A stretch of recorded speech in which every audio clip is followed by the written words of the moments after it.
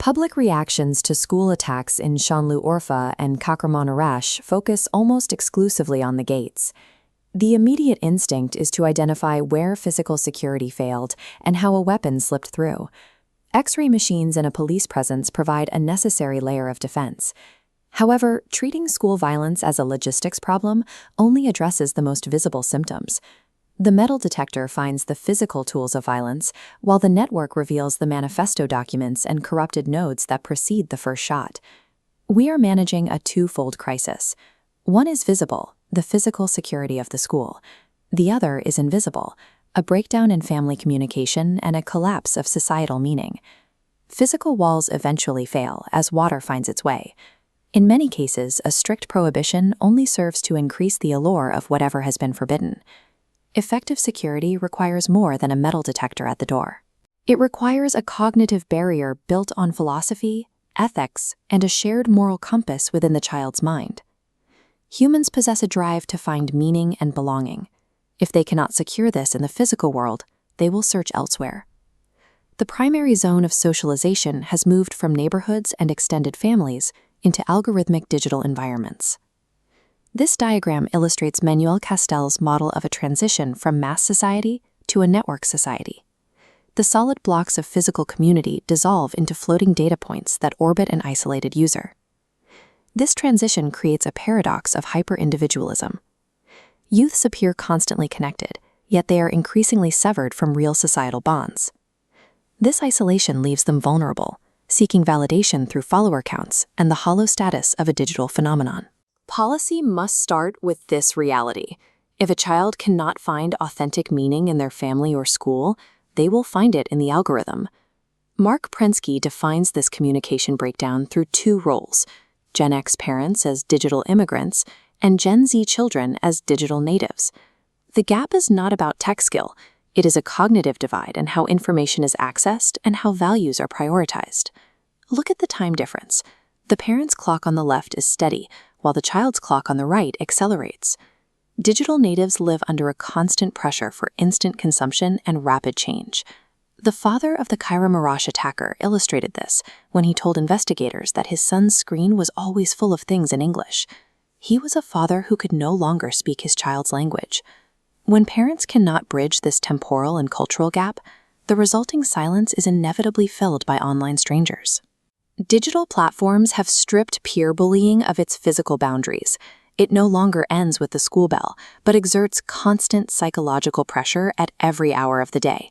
A child alone at midnight is vulnerable to deepfakes and manipulation. The screen provides the only light in the room, but it also carries the weight of 24/7 blackmail. AI-generated images push isolated youths into psychological dead ends, often leading to severe outcomes, including suicide. Seeking belonging, these youths drift into risky subcultures within closed chat servers, ranging from QAnon to incel movements. In these spaces, violence is aestheticized through memes and digital symbols until it is normalized as a game. This memorial reflects the aftermath of a final act performance.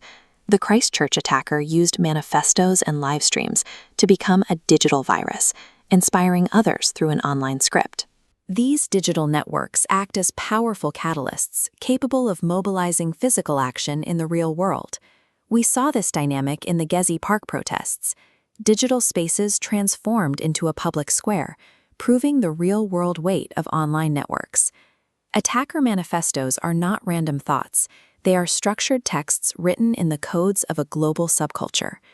We apply rigorous discourse analysis to the rhetoric of political leaders, and we must apply that same methodological seriousness to decoding digital manifestos. Treating digital footprints with academic rigor is the only way to build an early warning system before the next attacker acts. Blaming digital games for violence is a common reaction, but the American Psychological Association confirms there is no causal link. As these chess pieces morph into modern cybersecurity nodes and autonomous drones, we see the evolution of strategic training. Just as chess trained historical military elites, modern strategy and simulation games prepare today's youth for complex environments. Players practice multi-layered thinking, resource management, and decision-making under high cognitive load. These skills transfer directly to data science, robotics, and the management of autonomous systems in national defense. Banning these games deprives a nation of its future strategic architects. The objective is to raise masters of technology, not slaves to it. Solving a structural crisis requires transforming the entire ecosystem. No single institution can resolve this alone. This policy matrix relies on 5 synchronized gears: the family, the school, peers, media, and digital platforms.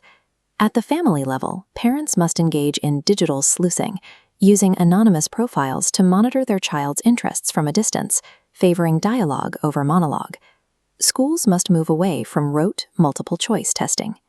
Teachers need training to identify the specific jargon and behaviors associated with radicalized digital subcultures.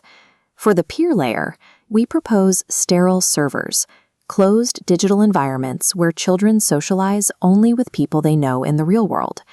We must also address media hypocrisy.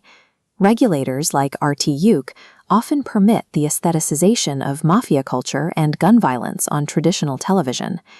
These layers must work in concert. Family awareness is incomplete without school guidance and platform regulation. Radicalization thrives on the toxic loop of fake validation and algorithmic manipulation that distorts a youth's sense of achievement. To disrupt this loop, we turn to environments with objective physical feedback, art and sports. These are spaces of absolute authenticity, where success is determined by personal effort and physical laws, rather than a popularity contest. You either hit the ball or you don't. This objective feedback provides a grounding in reality that an algorithm cannot simulate. Critical digital literacy must be institutionalized. Youths need to know how to decode symbols, manifestos, and the mechanics of algorithmic traps. This internal framework assembles to filter out the chaotic storm of digital data, allowing the individual to navigate without being consumed by its noise. In the last century, the street raised the child. Today, the algorithm does. We cannot protect children by pulling them back into the past. True protection relies on children who are secure, conscious, and relationally strong within the digital world. An X-ray machine at the door monitors the bag, but a foundation of ethics and philosophy monitors the mind.